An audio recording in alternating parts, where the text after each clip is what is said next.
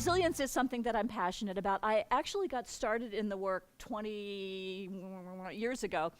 We were all much younger then, and I started with it in the realm of organizational change, and really, so I started in that world of how do we help people in organizations move through change more effectively, and what differentiates the people who seem to move through it easily and quickly from the people who seem to struggle with it a little bit more. And so over the years, as I've learned more about the different kinds of challenges that people face, including changes in their organizations, my vision or my understanding of resilience has continued to evolve and expand. And a lot of people are using that word these days, and many people mean a lot of different things by it. There's a 100 Resilient Cities project. So Atlanta, where I live, is one of the members of that project, and it's really more about infrastructure and sort of the city's ability to withstand, terrorist attacks and things like that. And then in the work that I know a lot of you have been doing, there's a lot of focus on resilience as it specifically relates to trauma and traumatic experiences. My focus is a little bit broader. I tend to think about resilience as a set of capabilities that we bring to the table and outcomes that we receive that really speak to a lot of the different kinds of challenges that we face, whether it's losing a loved one or having someone cut you off in traffic or whatever it might be. And so you'll see that I talk a lot about challenges and resilience in the face of challenges. So I'm going to share a little bit with you about how I think about this. And teaching teachers is always fun because you all have probably much better skills in designing classroom experiences, but we'll see what we can do. We're going to talk about how I think about resilience and why it's important. We're going to talk about challenge and adversity and the kinds of things that call on our resilience. I'm going to talk about how I think about the building blocks of resilience, and then, of course, you can't walk out of a class like this without taking away some action plan, something that you might want to do to strengthen your own resilience. I define resilience as the ability to deal with high levels of challenge and disruption while maintaining high levels of effectiveness and well-being. And so some of the language that people use around this has to do with bouncing back, growing stronger, all these different kinds of outcomes, increased tolerance for change, adapting well. And I think of resilience a lot in terms of outcomes. So many people see resilience as a personality trait. I don't see it that way. I actually see it as a constellation of things that come together to help people achieve better outcomes when they face challenges. Some of these outcomes, so some of the challenges that we face, we learn and grow from. So we all know people who have used a challenge as a catalyst for becoming a better, stronger person and bringing more of themselves into the world. But not every challenge can be met that way. Sometimes the best we can do during a challenge is to stay on track and to not get knocked off course for our goals. And sometimes with some kinds of challenges, the best we can do in the moment is to hang on by our fingernails and keep things from being worse. And so I think of all of those as legitimate outcomes of resilience, and I think we judge resilience in terms of whether people are able to do these kinds of things as they face the small and large challenges in their lives. Why is it important? Well, I like this notion of flourishing. I see flourishing or thriving as the intersection of two things. One of them is feeling good, sort of that sense of personal well-being, and the other is doing good. Being what we're meant to be in the world, being productive, being capable and contributing to the world. And I think they're both important. So when I think about where we want people to be, we want people to be in that flourishing zone. We're not there all the time. How many of you are always in the flourishing zone? Not so much, right?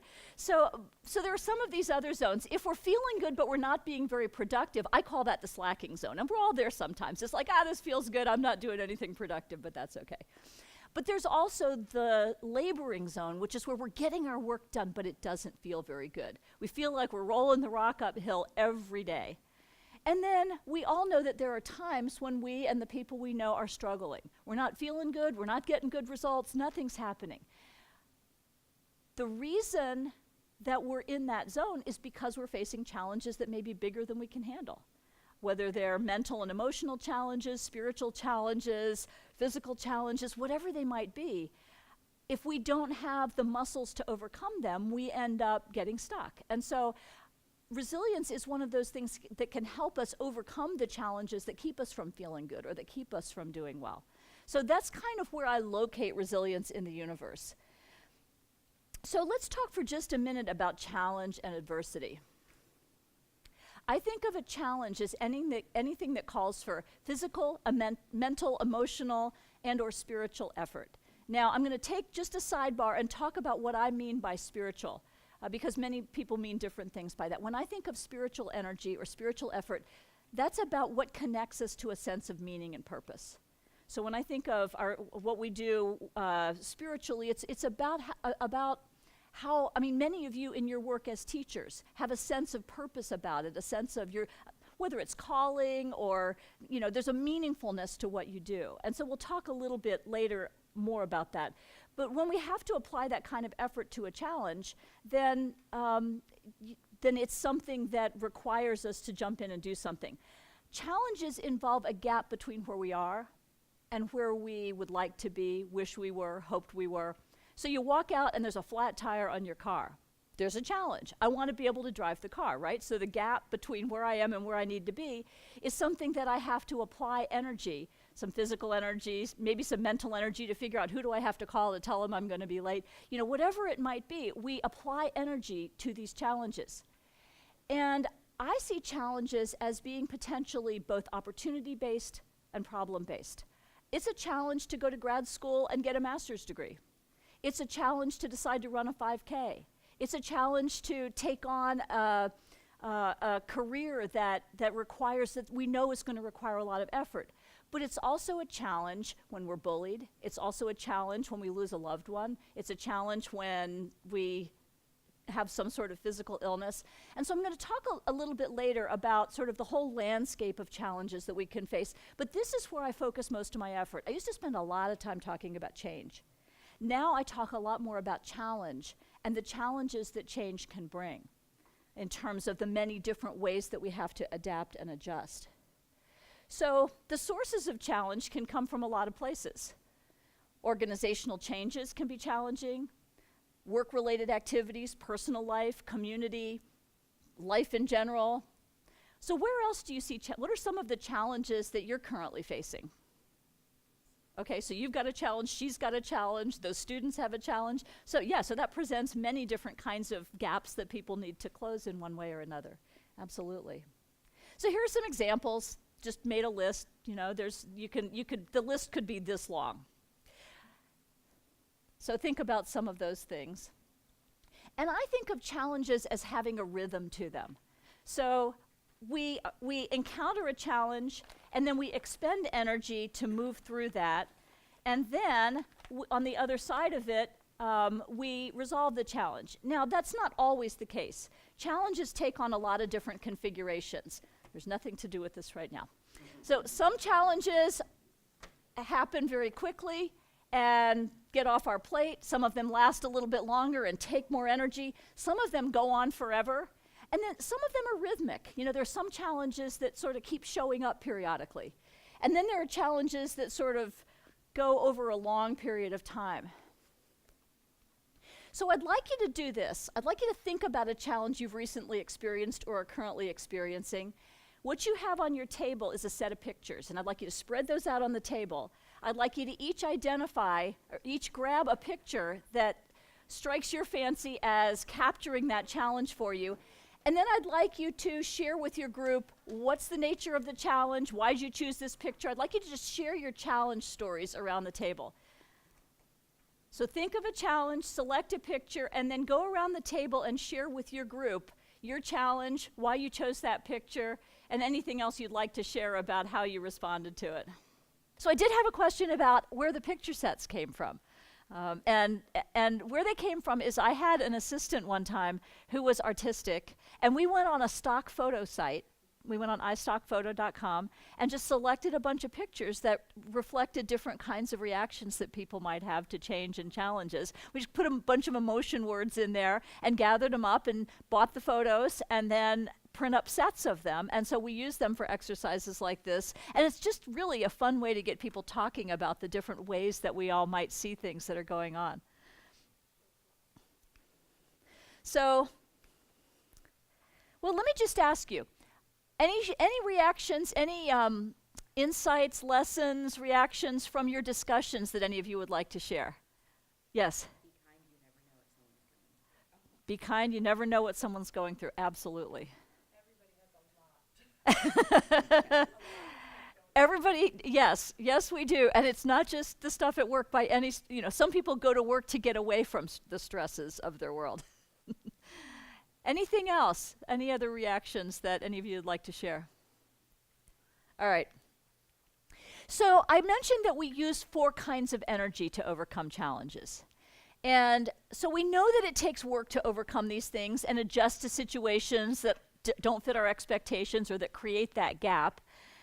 And we know that we have a finite supply of energy. But we also know that we can replenish our energy. And although we talk about 4 different kinds of energy, we know that the various forms are interconnected. So you know that when you're feeling physically tired, oftentimes your emotions are closer to the surface. Or if you're mentally exhausted, sometimes that makes you feel physically tired as well. If you're feeling a spiritual gap, if you're feeling a drain on your spiritual energy, that can often make you feel emotionally tired. And so all of these things are interconnected. So let's explore just for a moment the kinds of ways that we use these energies. So some challenges call for us to use our body to get things done. And that could mean moving to a new house. It could mean, I don't know, in my case, thinking about helping I'll share this story probably a few times throughout because it's very close to me, but it's not super emotions right up here. My dad passed away right after Christmas. And so now I've been through this experience of losing a close loved one, and I now have a lot more empathy for people who are going through that. But one of the things that we're looking at right now is helping Mom think about what she wants to do. She's in the house that she's lived in for a lot of years, and so there will be some physical effort to just move things, get rid of things. So enduring physical discomfort, staying awake for long periods, losing sleep over things. And then we use physical energy sometimes in ways that we don't expect. Have you ever sat in meetings all day and didn't have a chance to get up and move around? Or have you ever sat in meetings where all they serve, so kudos to you because you didn't do this, where all they serve you is carbs? and you don't have time to do your exercise and you don't have time to take care of yourself. So anything that limits our ability to care for our physical selves is one of it can drain our physical energy as well. Mental energy we use a lot for many of the challenges that we face, especially in the workplace, but also outside of it. So we use our mental energy to concentrate, to learn, to figure out things, to solve problems. So many of the problems that you all mentioned definitely have a mental energy component to them. You've got to figure something out. You've got to think about what's the best way to do this? How do I approach this? Emotional energy is the kind of energy that we use when we're dealing with tough emotions. So we use emotional energy when we feel sad. We use emotional energy when we worry. We use emotional energy when we deal with other people who are experiencing these emotions, dealing with tough interpersonal situations. How many of you in the challenge that you shared have at least some component of emotional energy that is required to overcome that challenge? Part of the challenge is, how do I deal with this sadness? How do I deal with this anger? How do I deal with this frustration? And what can I do to move through that? And then finally, we use spiritual energy, which is the energy that connects us to a sense of meaning or purpose. When we encounter a challenge that tests our integrity, it uses spiritual energy. When we encounter a challenge where it's difficult to do the right thing, but we choose to do it anyway, we use spiritual energy in that situation. We use spiritual energy when we face threats to personally meaningful aspects of our work. In the education field, how many of you have ever encountered a change to your work that has taken you away from what really brought you to it? The things that really bring your heart to it. That's a spiritual challenge in terms of making sure that you are focusing your attention on doing the thing that is your highest calling and your highest good. So all of these kinds of energy are important, and in a little while we're going to do a self-assessment of where you are on these things and think about where you might go from that. But where I want to talk right now is that we talked about challenges can be positive, challenges can be negative, but some challenges rise to the level of adversity. Now this is the I am not a neuroscientist disclaimer, because I'm certainly not. But one of the things that we know is that some challenges get our brains going, right? So we've got, the thinking brain, the emotional brain, and the lizard brain. And when we trip the lizard brain, we can't think so clearly. We can't engage our energy to solve the problems. We can't engage our energy to get our emotions under control, and so on. And so when challenges are in that zone, it makes them harder. It actually means that we have to expend more energy to get ourselves back in control. And so one of the we've talked about some of the things here about what causes us to interpret a challenge as adversity: danger, threat, loss. There's a model that I like pretty well in the workplace. There's a neuroscientist named David Rock who's got a book called Your Brain at Work. And he has a model called the SCARF model. Any of you heard of that? No? Okay. So he uses the acronym SCARF, S-C-A-R-F, to talk about some of the things that in the workplace can cause us to feel triggered in this way. So S stands for status. So if we experience a loss of status, if we feel disrespected by someone, or we feel like someone's calling us down in some way, that can trigger a sense of adversity. C stands for certainty. So if we experience a loss of certainty, if we feel that ambiguity, that not knowing, that, just being unclear about how things are going to unfold, that can trigger a sense of adversity. I'm doing work with an organization right now that's in the middle of a merger, and nobody knows, are they going to have a job? What's going to happen? How's all this going to unfold? So there's a lot of uncertainty that's leading to a lot of emotions, which leads to challenge. A stands for autonomy. So autonomy, that ability to decide for ourselves what we want to do. When we experience a loss of autonomy, when someone decides for us something that we used to be able to decide for ourselves or want to be able to decide for ourselves, that can cause us to experience a sense of adversity. R stands for relationships. When relationships that are important to us are threatened, that can also trigger a sense of adversity. And F is fairness. So if we feel like we've been treated unfairly, if we experience a lack of fairness in a situation, that can also be part of it. So think about the situations you're in every day and some of the things that come up for you, for your kids. How many of those factors can come up? All the time, right? All the time people are experiencing disrespect from other people. They're experiencing things that they feel like they've been treated unfairly. They experience threats to relationships that are important to them, and a lot of uncertainty. So it's really important there. So there's a little place in your workbook to just capture any thoughts you have about what you experience as adversity and some of the other things that might make you and the people around you experience something that way. So take just a minute and capture any thoughts that are on your mind right now. The next idea I'd like to introduce you to is the notion of micro-challenges. Micro-challenges are those small challenges that don't take long for us to move our way through. They are things that are relatively short in time. And although many people think of resilience primarily in the context of the big challenges that we face, I've been focusing more and more of my attention lately on this notion of micro-challenges for several reasons. One is it's the little things that add up to our quality of life. Dealing with a surly customer service representative can set us into a spiral that just messes up our day. We come home and, snarl at the kids and kick the cat, and whatever it might be. It's those little things that get us going sometimes. We also have found through some research that I've been reading that how we respond to smaller challenges can be a predictor of how we respond to larger ones. And I think part of that is that large challenges actually are made up of a lot of little challenges. So when I think about the challenge that I've recently been through around my dad's last chapter of life, that's a big challenge, but it showed up in the form of, how do my siblings and I coordinate our support for mom? How do we have our last conversation with dad? How do we deal with turning him over so he's not getting bed sores? So it's a lot of little challenges that make up the big challenge. I have a friend I have a sister and also a friend who both have special needs kids. And that challenge shows up in a lot of micro challenges. The meltdown in the grocery store, the how do I find the right teacher for that kid this year? How do I help them through this assignment? And so when you think of the big challenges, if you can break them down into what are the small challenges you're facing in each moment, you can see that different energies might get used for different pieces of it and how they all add up to those big challenges. The other thing that I believe is that micro challenges are a great place to practice. If any of you are hooked up with any TED Talks, I really want to do a TED Talk on how to use Atlanta traffic to build your resilience.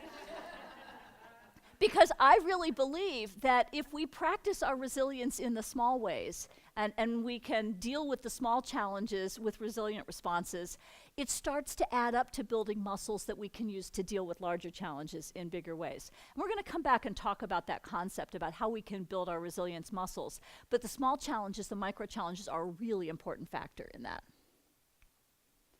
So how does resilience help? Well, all of us move into states of higher and lower resilience. I don't divide the world into resilient people and not resilient people. I think we all move. How many of you know a time when you've been extremely resilient? How many of you know a time when you have not been resilient at all? Okay, so we can all see that. So how does resilience help? Well, if we think about this waveform, about from disruption to recovery and the energy that we spend getting through it, when we are in a zone of resilience, it takes more to disrupt us. We can deal with more of those kinds of challenges without it knocking us for a loop. We spend less energy solving our way through whatever the challenges are.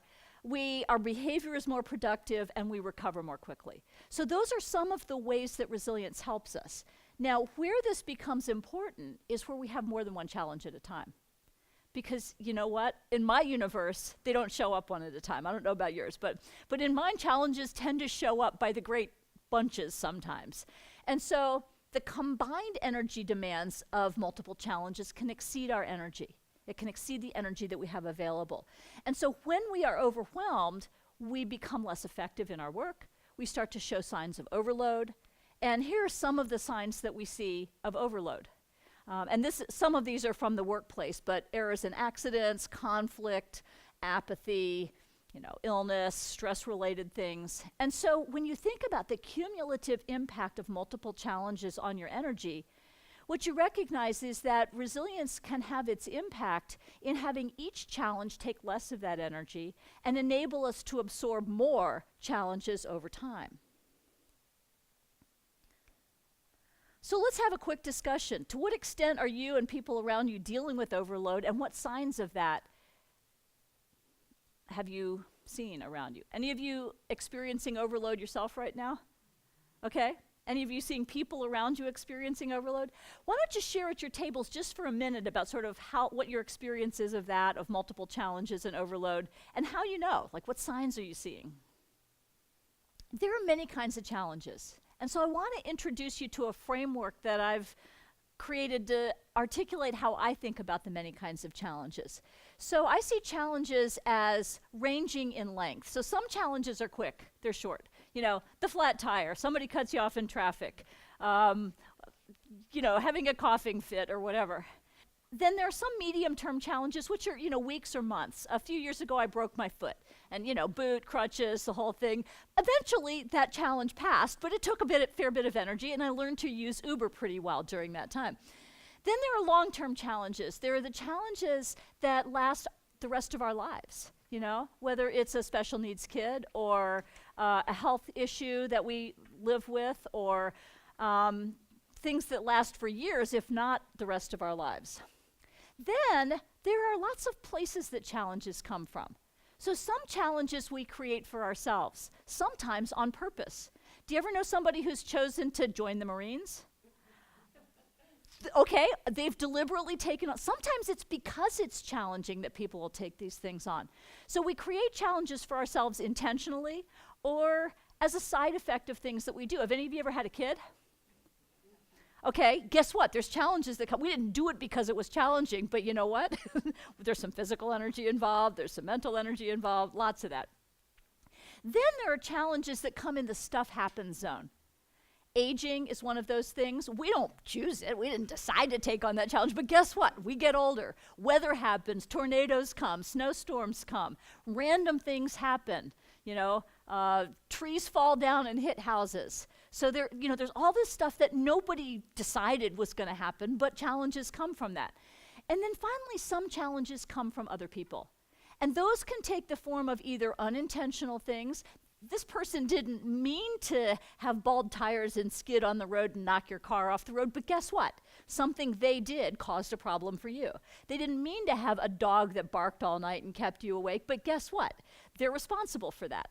And then there's the far end of the spectrum, which is that some challenges are caused by other people because they're just bad people.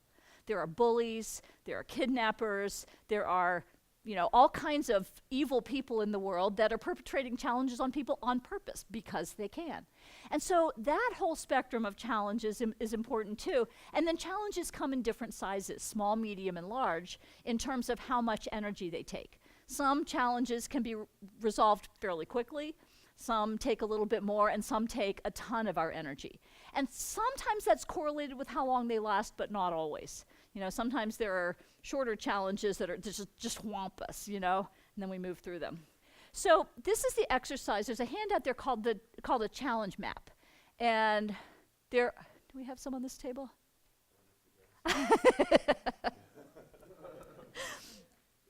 And so what I've done is to create a space for challenges. So on the left-hand side, you'll see the short, medium, long. On the bottom, you'll see where challenges came from consciously chosen, side effect, etc.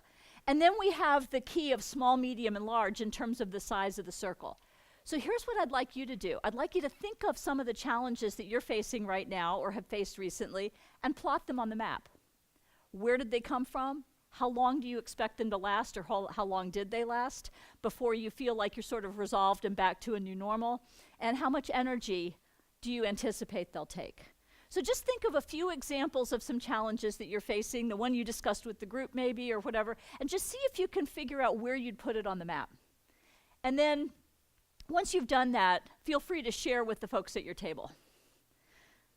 So the goal is to put 3 challenges on. You get extra credit for more.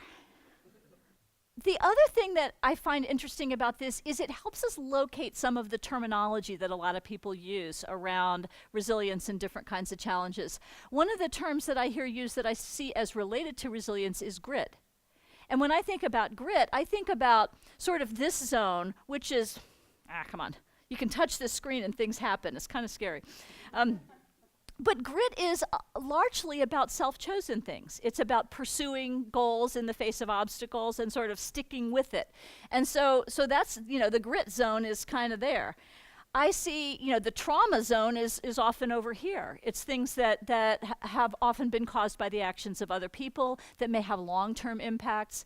And so, and this is the zone, this is kind of that micro-challenge practice zone. So the challenges that are in here are the ones that we introduce that have the potential to help us build our muscles. And as parents and as teachers, we know that we are often deliberately introducing certain kinds of challenges. So we're doing this. We're kind of the others' actions for people sometimes. But what we're doing is we're trying to create the opportunity to build muscles so that they're available for dealing with larger challenges. But I would contend that this whole landscape draws on a common set of mindsets, behaviors, a common supply of energy, and that we can use that to our advantage to figure out how to systematically build our capability to deal with challenges and understand sort of how we help people manage their energy as they work through them. All right, I'm going to introduce you to 4 building blocks of resilience, and we'll talk about the first one, maybe the first 2, and then we'll take a little bit of a break. And then as we move into the second part of this, we're going to dig deeper into a set of muscles that we use. That's one of the building blocks, and that's where we'll play the game, and et cetera, et cetera. So let's start with a discussion. What do you see as the building blocks of resilience? When you or someone else you know displayed high resilience, what attributes do you think contributed to that? So don't cheat and look ahead too far. What do you think contributes to the ability to be resilient? Mm-hmm. Sure, social support for sure.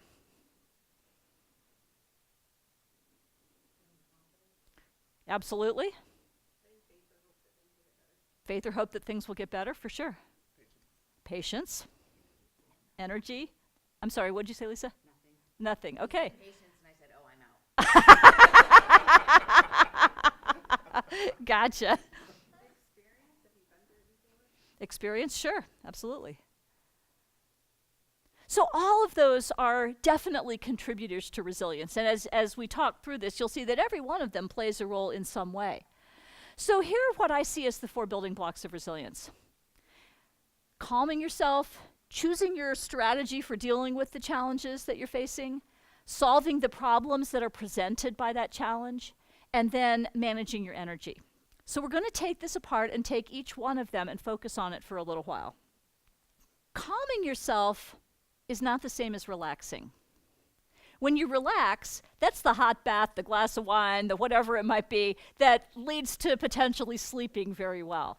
When I say calming yourself, I'm talking about bringing yourself to a grounded, centered place where you're feeling ready to meet the demands that are in front of you. And so it's a positive, alert emotional state. And one of the reasons it's really important is we talked about adversity.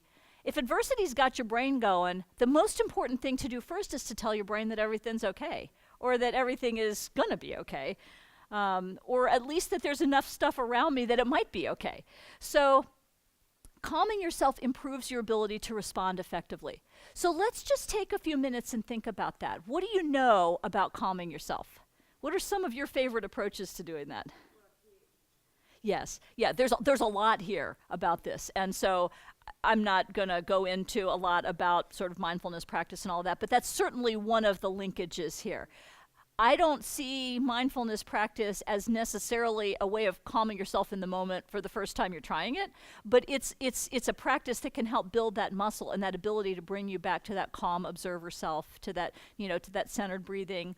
And breathing is another one. So there's everybody has their own numbers around it. I put a thing in my book that's called 4x4 breathing, because it's about breathing in for 4, hold for 4, breathe out for 4, hold for 4, and then just repeat that a few times. And so we know that breathing is one of the ways we can do that. What are some of the other ways that you calm yourself? Yes, sensory stuff. I mean, and also, kids with sensory processing disorders, there are certain textures and things that feel very calming. And so there's a lot of ways that we can do this. And I think from a building your capability perspective, it's important to know what those things are. It's also important to be able to recognize what being challenged feels like for you. How do you know that you're in a state where you need to calm yourself? For some people, they notice that their shoulders are up around their ears. For some people, they notice a knot in their stomach, or they notice a headache. And so the signs that your body is being challenged, that you're feeling that experience, or that your brain is locking up on you, recognizing those things in yourself and then using that as just a reminder. Breathe, center, ground, get a hug. We haven't mentioned that one. Hugs are good too. So that's the first building block of resilience, and it's first because it enables the rest. If we can do this, we can access more of our brains, we can access more of our emotions, we can bring a fuller, more energetic response to the things that we're facing.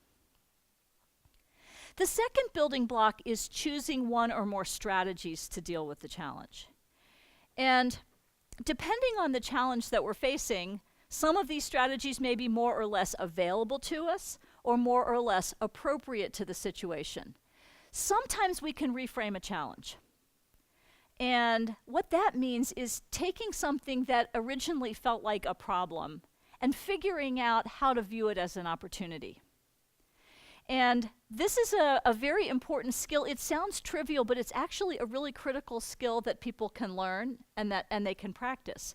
I'll give you an example from my own world. I do a little bit of completely amateur musical performing. I play in an Irish band from time to time. And, and so I get the butterflies when I get ready to go on stage, right? I've got to sing, play the guitar, whatever. And I talk to people who are professional performers, and they said, we get the butterflies too. But we've learned that it's really the same adrenaline reaction that you get when you're excited. So instead of interpreting it as being scared, think of it as excitement and bring that excitement into your work. Simple reframe, it's like, okay, I get it. Now I don't have to feel quite as scared right now. And so we can all think of examples. Now, not everything can be reframed. I'll come back to the example of my dad. It's not like, oh boy, dad died, but it's like, oh boy, what an opportunity for our family to come together and to spend time together and to find that goodness in it and to find the things in it that can be joy and that can be uplifting, and the ways we can use the positive challenges to strengthen us. So those are some examples. Sometimes we can change the situation. So we can apply our strengths, we can apply our skills, we can apply our resources, we can draw on other people and fix the flat tire, or figure out how to use Uber to get around when you can't drive. Whatever it is, sometimes we can change things.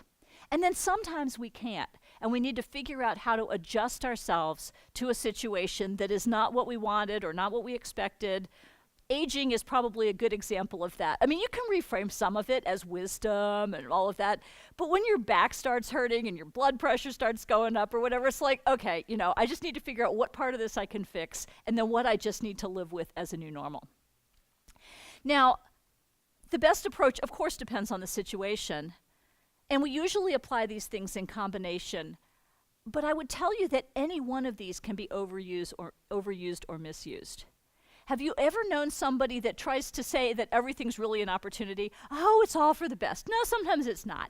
So we can't reframe every challenge, and if you try, then you may be missing opportunities to really experience the full range of emotions that you can experience. You may be glossing over the real work that you need to do to dig deep on some of these challenges.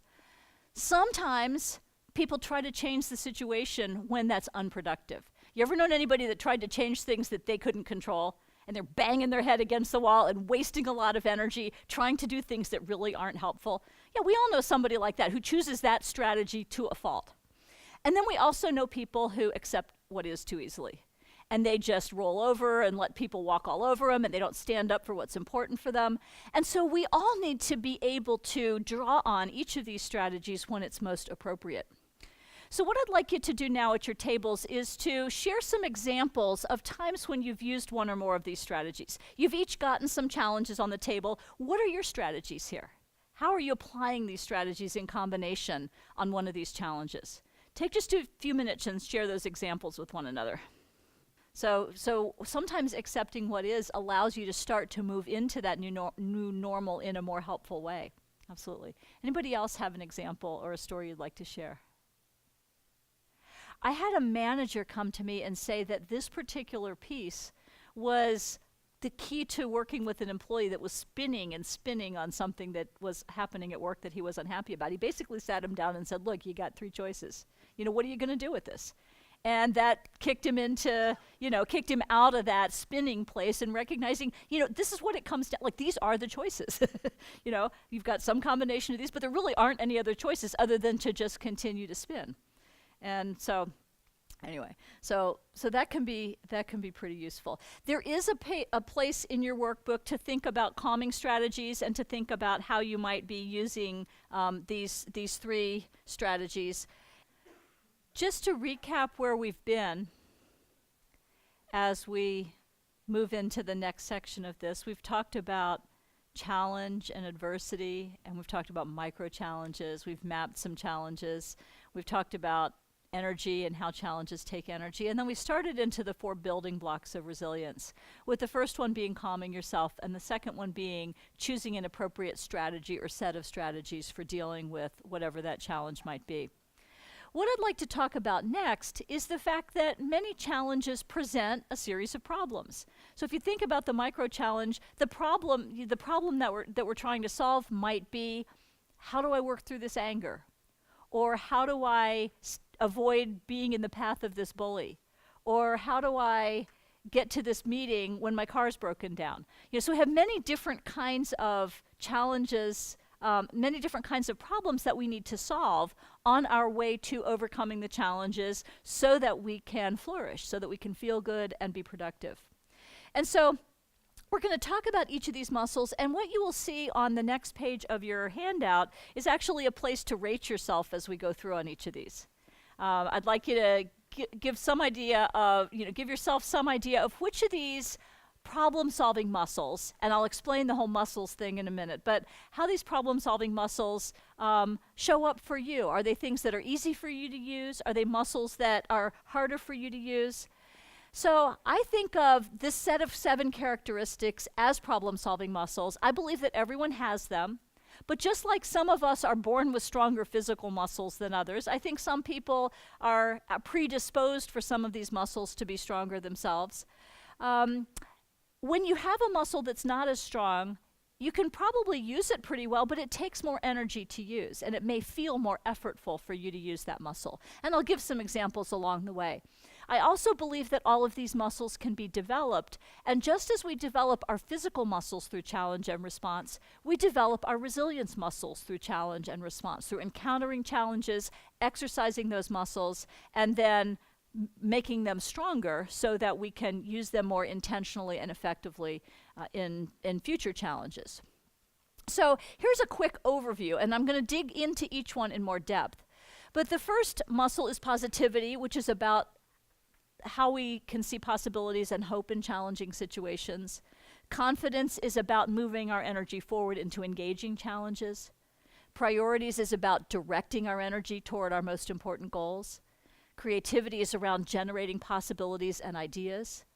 Connection is about how we draw on the people around us for resources and support. Structure is about how we apply organization and discipline to use our energy efficiently. And last but not least, experimenting is about getting out of our comfort zone and trying stuff and learning from it. So let's dig into those, and I'm going to ask you as we go to make a rating for yourself. It doesn't have to be 1 point on the continuum. Sometimes you may feel like you move in a zone, and it may be the whole spectrum, but for most of us, we have some kind of zone that we tend to operate in, and I'll give you a little bit more of an example of what that looks like. Let's start with positivity. Positivity is the muscle that helps us identify opportunities and hope in challenging situations. And what this does, this is one of the battery supplies of resilience. So this is one of the things that helps us fire up our energy, because we're going to put more energy into something if we can see possibilities in it than if we're feeling despairing. So when we're applying this muscle, what it looks like is moving toward something. When this muscle is weak or when we're not using it effectively, our energy goes to a different place. It tends to go toward worry and rumination and denial and not dealing with whatever the situation might be. So when we're using this muscle, we are tending to engage our energy in solving problems. We can keep going when we get knocked down. We can inspire and energize. We know that energy is contagious. And so when we are able to see hope and possibilities, we can spread that to other people. When we're not using this muscle as effectively, we may be preferring to avoid challenges and seek to engage our energy in something else, in, like I said, defending, curling up in a ball under the desk, whatever it might be, becoming discouraged by obstacles, draining energy, focusing on problems and difficulties. Now, I'm going to give you an example here. My husband and I are very different in how we use this muscle. My husband is, and he knows I tell this story, so it's okay. He is a self-described defensive pessimist. So it is his job to figure out all the things that can go wrong and to figure out how to guard against them. And that's actually not a bad strategy sometimes. It works pretty well sometimes. But when you're first encountering a challenge, like I'm an entrepreneur, I started my own business about 10 years ago. And so when he starts bringing out all the things that can go wrong and all the things to worry about, I find that helpful at a certain point in the process, but not the first point in the process. That's not the first thing I want. What I want is encouragement, hope, possibility, enthusiasm, but it's also possible to go too far in that direction. And so it's possible to overuse any of these muscles. You can overuse positivity to the point where you're not paying attention to the very real dangers. But this muscle in action looks like really doing the work to figure out where the hope and possibility might lie. And so Dr. Martin Seligman has some interesting work on learned optimism, about how we can pay attention to the stories that we're telling ourselves and figure out how we can change those stories so that there is a more hopeful interpretation of what's happening. And there's books about that. So if that's an interesting space for you, let me know. And there's references in my book to stuff like that. But this is one of the core muscles. If we think about core muscles of the body, this is one of the core muscles of resilience, is that ability to spot the good. There's the U.S. military does some resilience training, and one of their mantras is spot the good. Can I spot the good in this situation? And there's a guy, I'll see if his name comes to me, but he's a former National Geographic photographer, I think, and he has a thing called Celebrate What's Right with the World. And are you looking it up to see who it is? Yeah, let me know who that is, because he has a marvelous video on celebrating what's right with the world. So there is practice we can do in this area. And so when you think about exercising these muscles, it really is about what's the biceps curl for this? What's the push-up for this? How do you slowly build this muscle? And so some of the simple challenge and response exercises for this are things like a gratitude journal, or taking time each day to find something that you appreciate. One of the practices I've introduced in our house, which my husband doesn't necessarily know is resilience practice, is that we've started every night when we sit down for dinner, and we've now done this for a few years, each sharing something that we're thankful for about that day. But that starts to slowly rewire your brain to start to notice those things. And so when you then encounter a challenging situation, that muscle is more available to you. And it's easier for you to naturally move toward that space where you can see the good. Again, it's not that situations are uncomplicatedly good. But sometimes there is unexpected good. And I've already given the example with my dad of, just the beauty of time with family, the chance to say a good goodbye, and chance to have a true celebration of life, which doesn't always happen, and gratitude and appreciation for that. So that's the first muscle. So take just a minute and think about where you tend to rest in this. Think about where your natural, when you encounter a challenge, is your natural tendency to go more toward the positivity end, or more toward the focusing on the dangers end? And how might that affect how your energy gets used during challenges? Most of us can find the positives when we look for them, but we don't always naturally go there. And so if we don't naturally go there, it may feel more effortful, at least for a while, to do that work of finding and spotting the positive. Questions or thoughts on this muscle before we move forward? Okay. The second muscle that we use is confidence. And confidence is the muscle that we use to believe that we can use our capabilities to successfully deal with challenges. And this, of course, is one of those muscles that gets built and strengthened through use. As we successfully have experiences of dealing with challenges that we can master, we build that sense of confidence. One of the things that's important here is how we view experiences where we have not been as successful as we would have liked. Mistakes, errors, problems. Many of you are probably familiar with Carol Dweck's work on mindset, on fixed versus growth mindsets, and that plays a role here. We build more confidence when we can see ourselves as a work in progress, when we see setbacks as data about what we can try next, or when we say things to ourselves like, I can't do that yet, as opposed to, I can't do that. And so the confidence muscle is built every time we think about a way that we can approach and move ourselves into a situation. When we are using this muscle well, we know what we're strong at, we know what we're not so good at, so we can accurately evaluate our ability in situations. We can assert ourselves. We can see setbacks as ways to learn, and we can see ourselves as capable and as able to influence people. So there's that self-efficacy, self-esteem kind of thing that plays into this. When we're not using this muscle, and we all have days when we don't use this muscle, we try to avoid situations where we have to work too hard or exert too much effort. We're looking for kind of the easy path where we don't really have to put ourselves out there. We often wait for others to get things started. We may see situations as out of our control. We may even see ourselves as a victim of circumstances. We may look at that challenge map and go, it's all their fault. They all caused it. I didn't do that. And so this is a taking ownership, a stepping in, an assertiveness, that kind of thing. So I see that one and the positivity muscle as the two sources of getting your energy initiated. And sometimes we use one, sometimes we use the other, sometimes we use both. Sometimes we can't see any positives in a situation, but we can see a dragon that we can slay. And we can believe that we have the capability, we have the right sword to slay that dragon. Sometimes we don't see ourselves as that confident, but we can at least see that there's some possibilities out there, and we can figure out strategies to shore up our own weaknesses. So take just a minute and capture where you think you tend to fall on this. We have a tool that we use with some organizations that allows you to take an online questionnaire and get scores on these things compared to a very large database of people.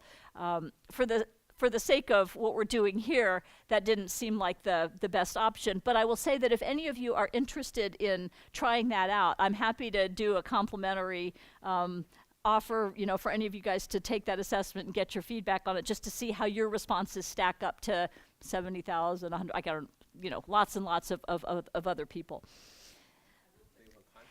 They change over time, they change based on context, and one of the things that changes them is what the particular demands are that we're facing. Some kinds of challenges feel like we have skills that match them better. And so then there's that whole flow thing, and there's lots of things that connect up here. But yes, and we can do stuff in our organizational settings to support the different muscles. So imagine an environment where you're encouraged to feel confident versus an environment that tears you down. So there are a lot of different variables.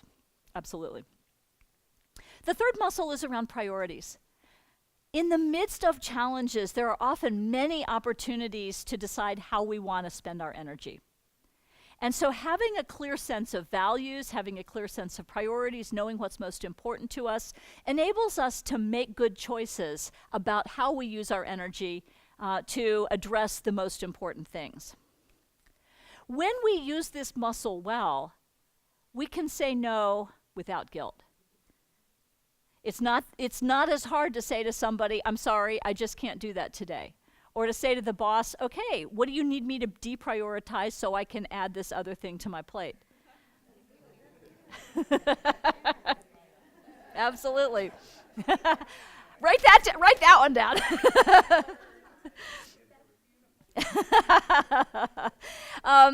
So staying on track, not spending all of our time multitasking. We know that we can't really multitask. What we do is attention switch.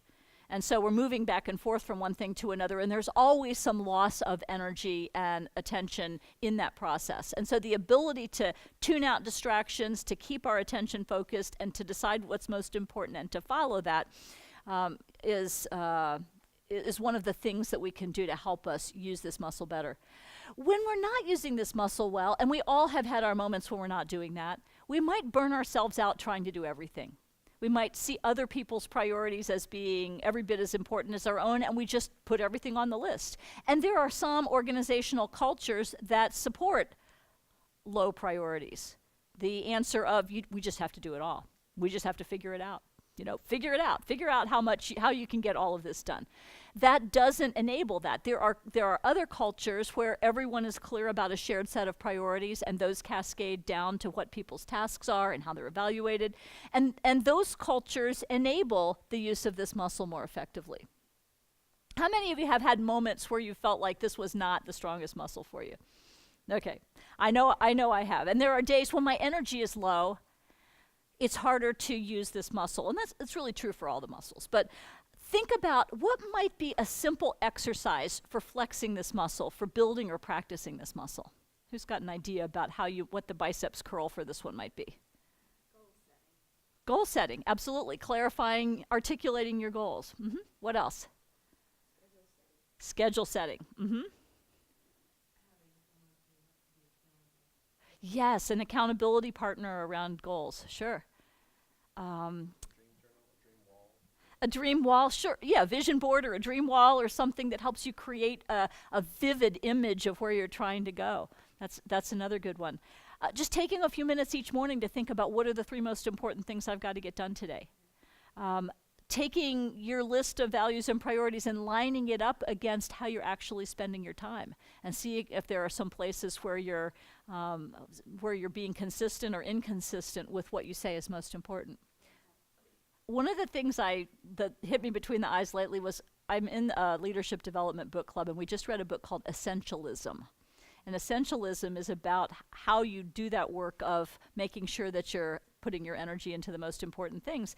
And it includes practical advice like what the economists talk about as sunk costs. Just because you've already put energy into something doesn't mean that you need to continue to throw your energy after it. Sometimes you just have to stop and move on. And setting boundaries and setting your criteria for what you say yes to. But one of the things that really struck me is that they reminded us that the word priorities, the Latin root, used to mean one thing. What's the priority? And now we talk about priorities and multiple priorities. And, it's like, okay, but we really need to be able to think about what is the most important thing. Where are we heading with this? Not surprisingly, one of the problem-solving muscles is creativity. Many times we're encountering situations that are new. We need to think of different options. We need to be able to live in that ambiguity space of not knowing the answer, but thinking of how we might approach this, and then we can use a muscle we'll talk about later, experimenting to figure, to actually try some things out. But this is about generating possibilities and options. So when we use this muscle well, we are fluid with generating a lot of new ideas. We can hold multiple options in mind at once. We don't automatically rule out ideas that sound crazy. And we actually value differences of opinion and diversity and the many ways that people might bring things to a situation. When we're not using this muscle as well, what it often looks like is sticking with familiar ways of doing things. This is the way we've done it before, this is the way I've done it before, continuing to try a familiar solution, even though it's not necessarily working so well. Another part of it is looking for the one right or best answer. So thinking that we've got to narrow ourselves down to the right answer pretty quickly. Tending to see the world in black and white, focusing on picking holes in other people's suggestions, so I'm right, you're wrong kind of thing, and sort of setting up things to polarize, and preferring opinions that are similar to your own. We see a lot of that in the political environment today, just the echo chamber that we get where people really have a hard time putting their energy into expanding to embrace at least understanding ideas that are different from their own. So one simple exercise for this one that I like is taken from improvisational comedy, where one of the key rules is you don't use the word but. Because the word but essentially negates what's come before it. So saying yes and instead of yes but, or noticing when you're using the word but to essentially cut off part of an idea, it enables ideas to play with each other. The and allows the possibility that multiple things might be going on at once, where the but can shut things off. So I actually had one client who, in a team, had a designated but watcher, whose job it was to notice when they were engaging this term too often. And so there are many practices that we all have, and I'm sure there are many things that you all do to foster creativity. That idea of thinking outside of your familiar zone and trying new ideas on is definitely part of the muscle building for this.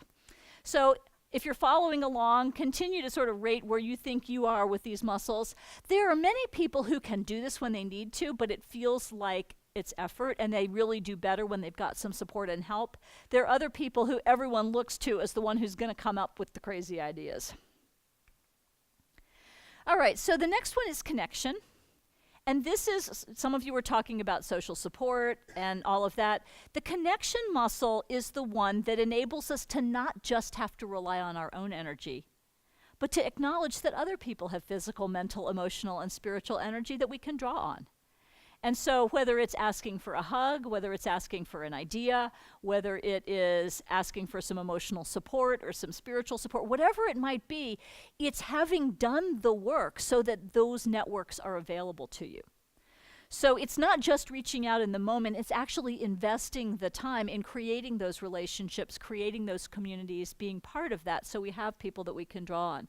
So when we use this muscle well, it involves seeing ourselves as part of a community, reaching out, recognizing when others could help. Many of us are much better at giving help than we are at receiving it. And so we're really there for other people, but it feels vulnerable to ask other people for help. And so when we're not using this muscle well, it shows up in the form of, the only way it's going to get done right is if I do it myself. I'm going to just go crawl into my hole and work on this until it's done. Waiting for other people to reach out to you. This is one that I work on. This is a muscle that I work on building. I'm an oldest child, and I'm supposed to know the answer to everything. And I'm supposed to be able to do everything perfectly. And so it's, as a leader of an organization, it's been a stretch for me and a learning zone to figure out how to do that. But I learned something lately that actually I thought was pretty cool. There is some relationship to introversion and extroversion on this. For some people, it's a more natural act to reach out to other people and build connections. But I found that somebody else was presenting at a conference I was speaking at, and they talked about research on strong ties versus weak ties. So strong ties are those close relationships that we have. You know, the family, the friends, sort of our core circle of people.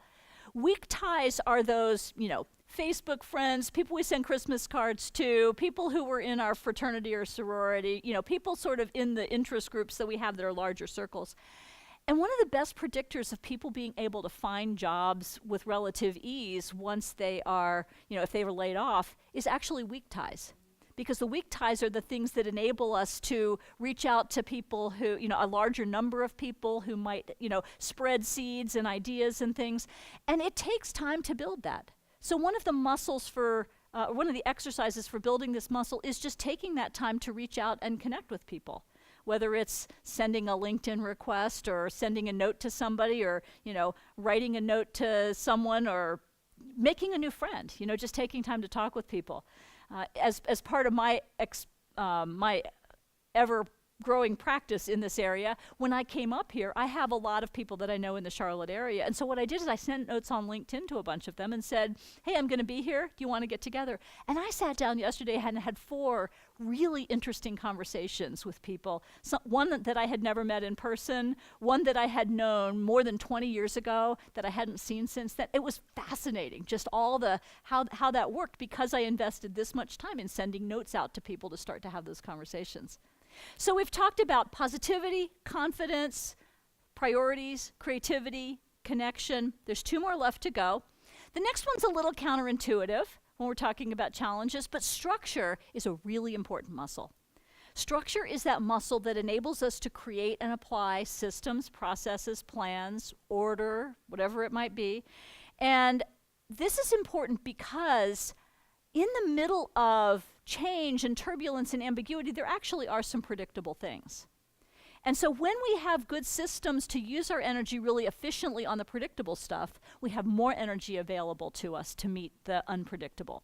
This is my weakest muscle, but I work on it, you know, and one of the signs of having a muscle that's not as strong in this area is that I have like 3 different calendar systems that I have to keep in sync with each other, and, you know, notes all over the place, and sometimes physical disorder. I start to know when my energy is getting low, when the things start piling up. And when you were talking about your space, you know, that engaging a professional organizer to help you figure out what's the best way to put this space, or, you know, getting Marie Kondo's book and KonMarieing your underwear, or, you know, whatever it might be.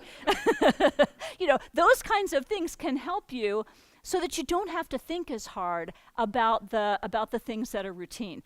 Having good routines, having good technology, having good systems, and the discipline not just to create those systems, but to use and maintain them is really important here. So when we're using this muscle well, we're building habits. We're consciously building those habits. We're thinking things through. We're accurately estimating time and effort. And we're coordinating plans and actions. So one of the things that I know is that as a leader, I do way better when I'm applying this, because when I can make a plan and get it out there and explain it to people and tell them what we're doing, it's much more effective than giving people a general vague direction and assuming that they know what's happening. And that involves some structure work of figuring out what is happening, who's doing what, how are we working this together, and then putting that in service to the priorities, the clarity about where we're going. So when we're not using this, and that's me there sometimes, we resist routine, we get impatient with the details, we make up our approach as we go, we try to keep everything in our head. Bright people often have challenges with this because we're pretty good at being able to keep everything in our heads. And so we end up sort of assuming that we can figure it out as we go. So this is the 6th muscle out of 7. So take just a minute and rate yourself on this if you're following along with that self-rating process. And then the last one is experimenting.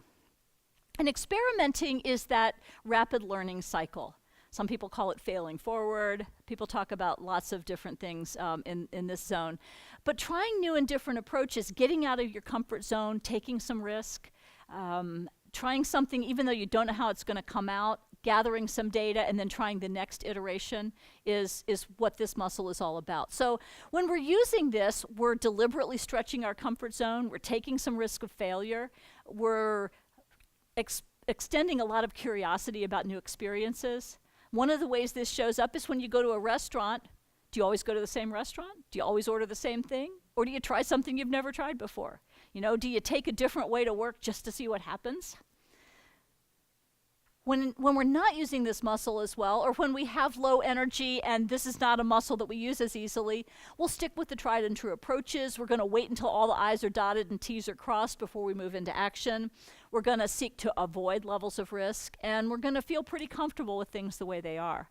So what are some ways you can think of that you might stretch or grow this muscle?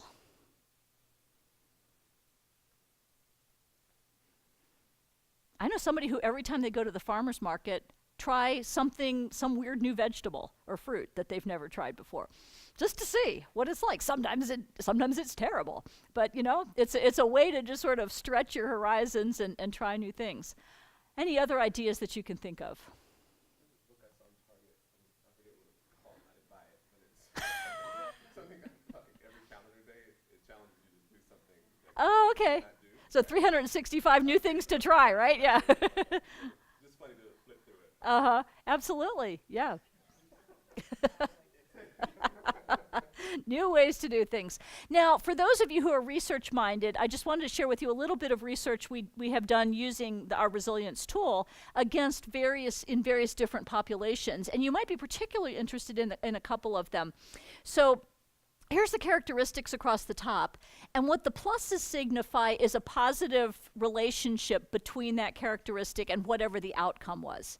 So this is our general database. When we look at job level and how people have advanced in their organizations, we see relationships to 6 out of the 7 characteristics. We've looked at performance ratings of high-performing versus lower-performing groups. We did some work in a prayer call center, of all things. So a prayer call center is, so this one religious institution has a place where you can call and somebody will pray with you, but you know what? It's fundamentally a call center. And so the people who work there, who perform better, are the ones who have more confidence, priorities, and structure, because they're getting in there, they're having the conversations, and they're getting off the phone. So they're helping people. So it's not the positivity, it's not the connection, it's the things that you need to do to actually succeed in the particular challenges that job requires. But we have international students and adjustment to college life, and we find that there are connections to all of those things. First-year college students this was a sample, I think, at Georgia Tech.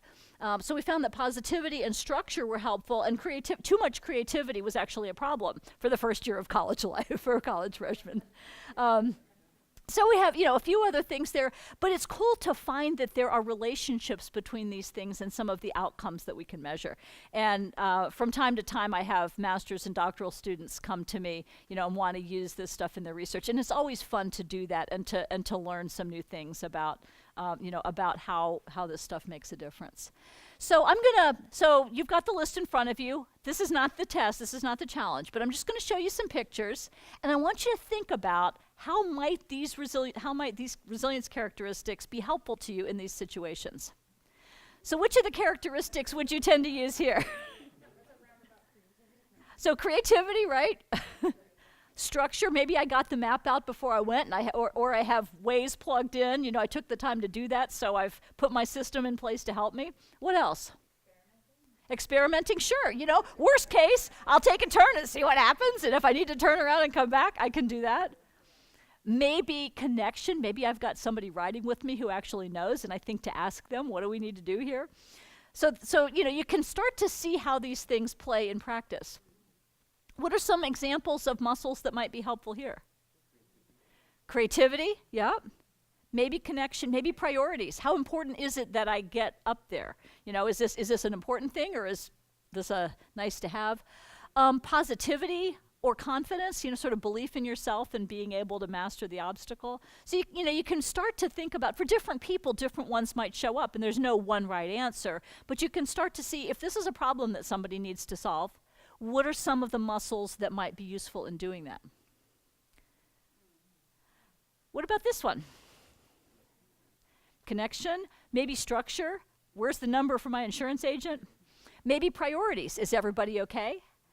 So there's probably not positivity first, but at some point you might get to, hey, I've always wanted to redo the kitchen. And now's my opportunity. So we have a house next to ours where the owner is out of the country, and she's been renting it to people on a intermediate term basis. And the last people that were in, there were a family who also were in the neighborhood, and they had a flood or something that happened in their kitchen and bathroom and stuff, so they had to get a lot of it fixed. And they actually had that mindset. So they just moved out and back into their house, and I was talking to the guy, and I said, are you pleased with, with how it went? And he said, yeah, we had a chance to make some upgrades and all of that sort of thing. So, we don't want to face this situation, but if we do, then we can at least maybe find some ways to apply our resilience characteristics. So we're going to do, in a minute, we're going to do a game, but what I'd like to just invite you to do now is, to the extent that you feel comfortable doing so, I'd like you to share your thoughts on your self-ratings with people about what are your strongest muscles, what are the things that you tend to lead with during uncertainty, are there muscles that you find harder to use, that you find take a little bit more energy. So take just a few minutes to do that, and while you do that, I'm going to put some things on the table for the game we're going to play. Okay. Let's come back together, and here's where we get to play a game and see resilience characteristics in action. What you have on your table is a deck of cards that is wrapped in plastic, and you will see a handout that says the Chaos Game. So this is the Chaos Game that we're getting ready to play. If you would each take one of the handouts, and then if one of you would take the cards and open them up, but not look at them, and what I'd like the person who took the cards to do is to deal them out face down around the table until you run out of cards. Okay, so I believe there are 16 cards, so it'll be 3 for most everybody, and 1 will get an extra card. Okay, so everybody has a blank sheet, and everybody has cards. Don't look at your cards. Okay, that's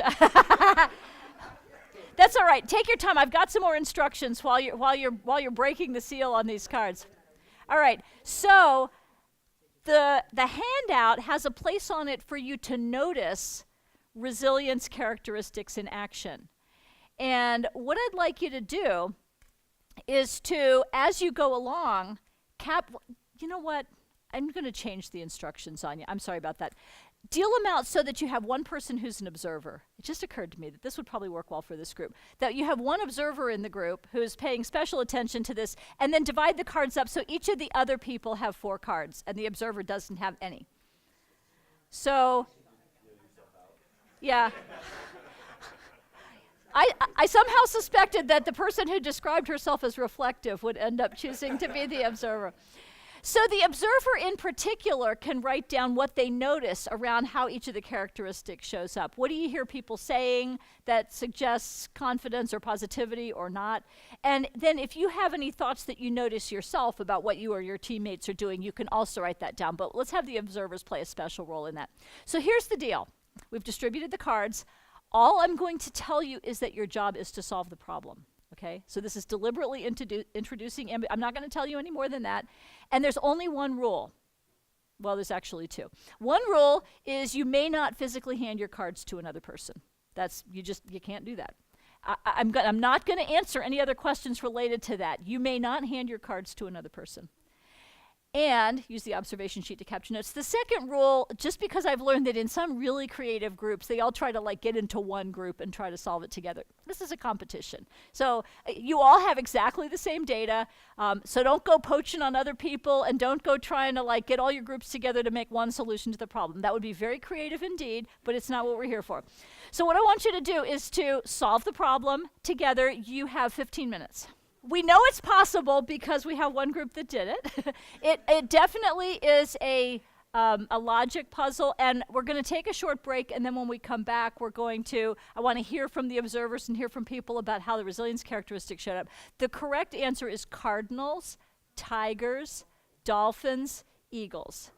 And as most of you know, you needed to come up with the easiest way to do it is to come up with a grid and fill it in and then do the missing information. But there are a few red herrings and things that can get you off track.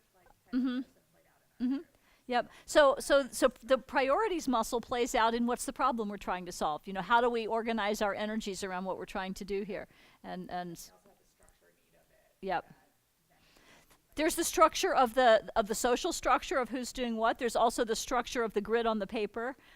It's pretty hard to solve this without a grid of some sort. There are many ways to set up the grid in terms of what you put on which axis, but in general, that's very helpful, putting that structure in place. What else? It becomes a Sudoku kind of problem at some point. So one of the things that there are some red herrings, you know, and part of the structure and priorities is you have to learn to discard those. So the kids, there was a one clue about the kid's favorite teacher was so-and-so, but that doesn't necessarily mean that that's the teacher's favorite class. And then you had to figure out if there was a teacher and there were two people that might have been the other teacher's aide. And so you actually can solve it twice, once with the assumption that one person is and once with the assumption that the other person is. So there's an experimenting creativity thing. You know, plug that person in and see if it's solvable. And then if it's not solvable, then plug the other person in and see what happens. So those are some of the kinds of strategies that you can engage to get to the correct response. So, you know, on the positivity side, I sometimes hear groups go, she's trying to trick us. There isn't any solution to this. You know, I hear confidence, you know, I'm no good at this kind of thing. You know, this is, I just, yeah. And priorities, sometimes people like exert a lot of extra effort to fill out the complete grid, when all you really need to do is answer the question, in what order did Tom teach the instructional groups, which is the problem that's presented on the card. And so figuring that out, and then obviously creativity, obviously connection, how you work with one another. There are sometimes people whose preferred style is to go just work on it themselves and present the completed solution to the group, where there are others that do more of sort of drawing on the information and the different perspectives that people bring to the table. We've talked about structure, we've talked about experimenting. So it's just, you know, there are many situations where you can see these things in motion. This is just one lab to give you a chance to start to see how it works and have a little fun in doing it. So, okay, so just reflect for a minute on your own resilience muscles and what you've learned. Which of the characteristics do you tend to lead with? So the muscles that are the strongest are probably the ones you're going to engage first when you encounter a challenge. And then which ones do you find it harder to use and maybe need to exert a little bit more energy to engage? Are there muscles you tend to overuse? We haven't talked about this a lot, but you can overuse any of the muscles. You can overuse, in real life, you can overuse creativity. You can spend so much time in your head that you never get anything done. You can spend so much time reaching out to other people that you don't trust your own judgment. So really any of these can be, you can take so many risks that you're on an adrenaline rush all the time and not spend enough time grounding yourself in what's most important here and why am I doing this. And so, you know, think about which muscles, which characteristics might be most helpful for some of the current challenges you're facing. How might you apply these muscles to come up with effective approaches to either reframing a current situation or influencing a current situation to change it or adjusting to what is. These muscles can get used in any of these ways in figuring out how to deal with this. So we're going to go into the last piece of this, and if we had a full day together, we would spend there's a whole module we could do about managing your energy. We're going to do a very light touch on it right now, but the book that you're going to take away with you has a whole chapter on the energies and the ways that you can replenish your energy, plug the leaks, and so on. There is a place in your workbook that has 4 buckets. You'll see 4 cylinders there.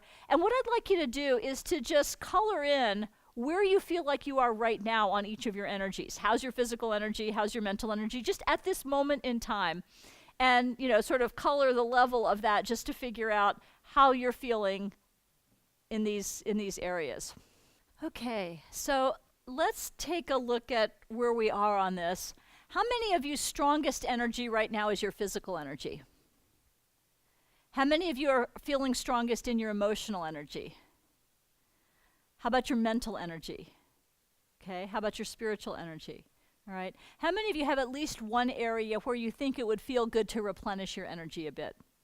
Okay, now what we find is that in most of these areas, there are ways to plug leaks to figure out where we're spending energy that we don't need to be.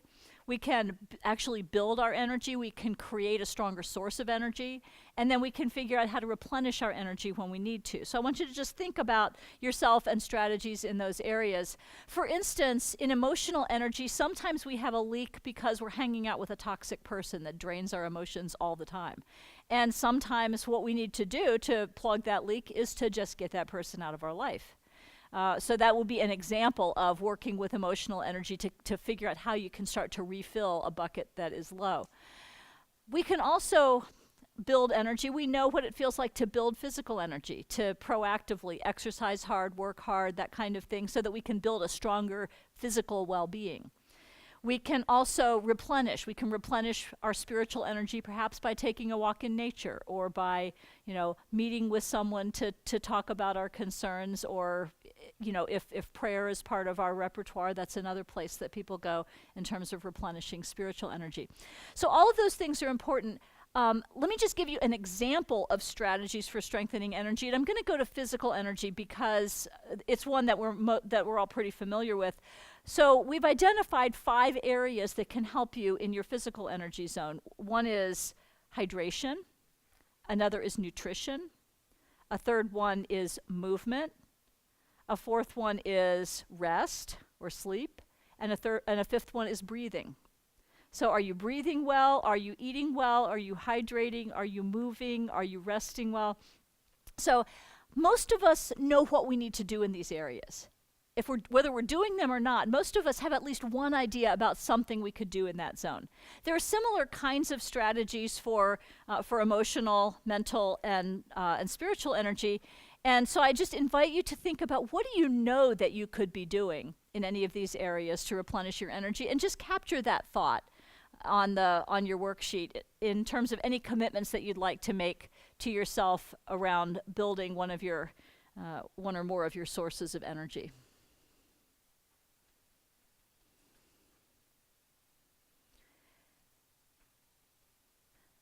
So this is the big picture that we've talked about. In the face of challenges, when we can calm ourselves, when we can choose the best strategies for dealing with that set of challenges, when we can engage our resilience muscles well to solve the problems that are presented by those challenges, and when we can build a strong supply of energy to draw on, then we can achieve the outcomes that we discussed. Things like being able to keep things from being worse, or to stay on track, or to grow, and to flourish, to do that feeling good and doing good thing. And so that's the big picture that I'd like to suggest that you take away with you from the perspective of resilience. Where we're going to go next is action planning. And what you'll see in the remainder of your workbook is a place for you to think about, is there one of these characteristics or muscles I'd like to build? You don't have to choose one of those. You can choose calming yourself, you can choose strategies, you can choose energy, but think about something that you'd like to develop. And on the next to last pages, there are some examples of exercises that you might try. But I'm also going to hand out the books now, because in the the section that starts on page 144, there is a set of there's an exercise library with some additional ideas for exercises for any of the characteristics. And so the book is called Prosilience, which is a word I coined that is a combination of proactive and resilience. And it's about the idea that you can proactively build these muscles. And so as you action plan, I'd like you to identify an element you would like to develop. It doesn't need to be the thing you feel like you're weakest in. It can be whatever your attention goes to. So review some suggestions, discuss with other people at the table, identify some specific actions you can take, and most importantly, think about a way to create a habit. So we all have some notion of what creating habits means, but when I think about creating a habit, one of the things that I've learned that is really cool is the idea of stacking habits. Anybody know what it means to stack a habit? What that means is to pick something that you regularly do, and then use that as a trigger for the new habit that you want to build. So for my husband and me, that the trigger for the habit of being grateful is sitting down to dinner. He also, God bless him, is a smoker. And so his trigger for remembering to do things like floss his teeth and whatever is when he goes downstairs into his man cave to have his first smoke of the day with his cup of coffee. So that's his trigger for some self-care that he wants to build a habit about. So think about a thing that you regularly already do and then figure out how to stack a new habit on top of that. We all have things that we do as a routine every day. You know, maybe while we're brushing our teeth in the morning, we can think about what are my 3 priorities for the day. Or maybe once a week when we do something, we can think about how do I, get to the gym at this time? How do I remind myself to do that? So take just a few minutes and think about what you might want to do from an action planning perspective. And you can discuss at your tables. You can look at the resources in the book starting on page 144 or the handbook. I also have, for each of the 7 muscles, I have a 1-page guide to building that muscle. So there's 7 of them here. I have enough that you can each take one of each, or you can just take the ones that you feel like you most need. But what it does is it talks about how it helps you do things and an example of doing something and a micro practice of what you can do in the moment. So there's additional resources for figuring out what's the right fit for you for one little thing that you can take on that might build some element of your resilience. And I think of, I'm going to go back to the small challenges because I believe that the world can be your resilience gym. I believe that the world can be a place where you can use the challenges that you encounter, or you can deliberately seek out challenges that are going to give you an opportunity to build your resilience. And so that's my invitation to you. So I'm going to give you, let's say 10 minutes to just think about what you might want to work on, look at the resources, talk to your neighbors, figure out what's one commitment you feel like you can make to yourself coming out of here. It's okay if you don't have one, if you don't feel like there's anything you need to work on at this time. I'm not judging you, but I'm inviting you to just see what you might take away from this that could be helpful. Good. Good. Well, use your priorities muscle and figure out, what's the most important habit to stack right now. Let me give you a couple other thoughts about habits too. Tracking habits is good, not to judge yourself, but to just mark on the calendar, I did it today. To just sort of, because what you track, what you measure, you pay more attention to. And the other piece is making your moves small. A little thing done more regularly is going to get you a lot farther than a big thing done once. So if you want to be creative, it's not like going and taking a weekend workshop on creativity and then putting everything in a drawer. It's really about that little move every day. And there's a book I like. So Martha Beck is a life coach who I like. She's got a good sense of humor and she's written some interesting stuff. Including one of her first books was called Expecting Adam, which was about when she knew she learned she was expecting a child with Down syndrome. And the reaction that she got from the community that she was in of course you're not going to keep it. And then, recognizing the gift that she was being given and sort of that whole experience of Adam and his presence coming into the world. So it's a beautiful book. And then she's gone on into life coaching. But this book that she has is called The 4-Day Win. And it's mostly about health habits, but what she talks about is something that I really like that's called ridiculously easy daily goals. And what she talks about is you set a goal, and then you cut it in half, and then you cut it in half again, until it is so small that you can't imagine, it's ridiculous to imagine not doing it. And this is how I got my 6-minute meditation practice. So I don't do a 20-minute, I do a 6-minute meditation practice, but I try to do it every day. And then what you do is, the 4-day win, the idea is that you do it for 4 days and then you reward yourself in some way, and then you string together those 4-day wins. And so what I would say is take a little bite. You don't have to eat the whole elephant at once. Just take a little bite and try to do it every day, and you're gonna get a lot farther in rewiring your brain, rewiring your thinking, rewiring your heart, for all of these things. So I'm going to close with a few thoughts, and then, of course, I'll be around for a little while to respond to questions. As far as the offer to complete the profile, I'm going to give Barbara the link and codes that she can distribute.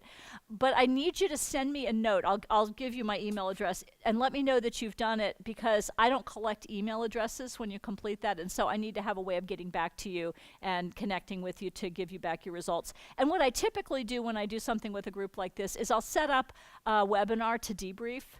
So that I'll send you your results, and then we'll have a chance to sort of talk through how you make sense out of what you're doing. So we'll do that. So here are some thoughts.